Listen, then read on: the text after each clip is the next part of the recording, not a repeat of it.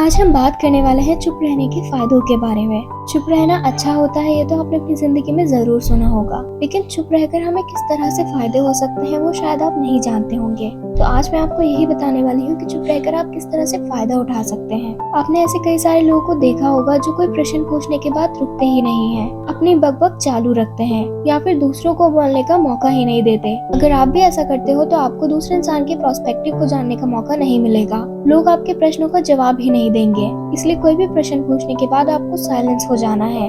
आप अपना ओपिनियन मत दो, लोगों का क्या ओपिनियन है उस प्रश्न पर आप जानने की कोशिश करो। शायद आपको कुछ नया सीखने को मिल जाए। कुल मिलाकर आप क्वेश्चन पूछने के बाद जितना जल्दी चुप हो जाओगे, आपको उतना जल्दी आंसर मिलेगा।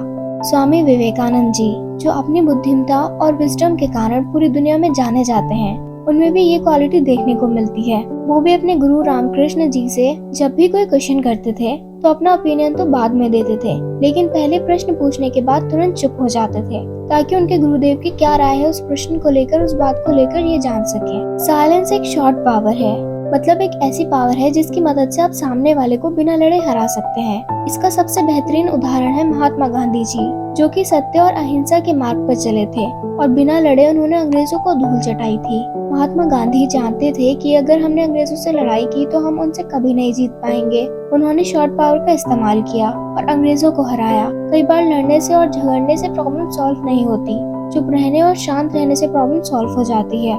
द क्वाइट बुक के ऑथर सुसान कैन अपनी बुक में बताते हैं कि थॉटफुल साइलेंस कई सारी मुसीबतों से बचा सकता है। एक लड़का लैपटॉप खरीदने जा रहा था, तभी उसको रास्ते में सालों पुराना एक दोस्त मिलता है, जो उसको बोलता है कि तुम जहाँ लैपटॉप खरीदने जा रहे हो उसी के पास में एक घर है, वहाँ से ये सामान डिलीवरी कर देना।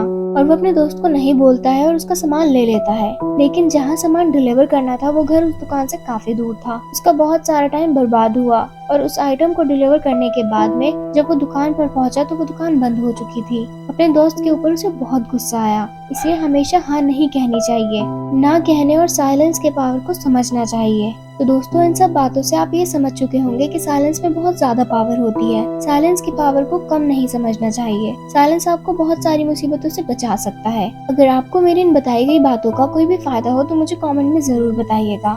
और अगर आप भी जहाँ जरूरत होती है सिर्फ वहीं पर बोलते हो तो डेफिनेटली आपको बहुत ज्यादा फायदा होगा जिंदगी में। अगर आप एक मजबूत रिलेशनशिप बिल्ड करना चाहते हो तो उससे पहले आपको ट्रस्ट यानी विश्वास बिल्ड करना होगा। और विश्वास तभी बिल्ड होगा जब आप सामने वाले इंसान की बातों को ध्यान से सुनेंगे, यानी आप कम बोलेंगे और बातचीत के दौरान बोलेंगे कम और सुनेंगे ज्यादा। ऐसा करने से दूसरे इंसान को लगेगा कि आप एक अच्छे इंसान हो, सामने वाली की बात को अच्छे से सुनते हो और किसी को भी नजरअंदाज नहीं करते, और तभी वो आपकी बातों को अच्छे से सुनेगा और यहाँ पर आपका ट्रस्ट बिल्ड होगा।